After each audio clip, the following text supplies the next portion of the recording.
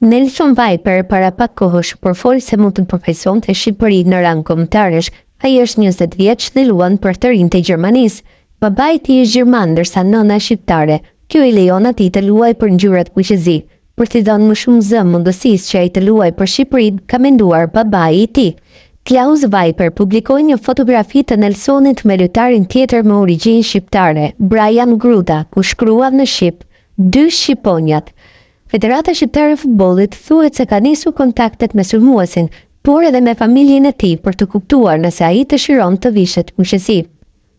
Deri më tani Nelson ka mbrojtur ngjyrat e Gjermanisë duke kaluar nga përfaqësuesit e 17 dhe 18 vjeçarëve deri në skuadrën e 21 vjeçarëve ku së fundmi ishte i grumbulluar dhe luajti në ndeshjen me Spanjën.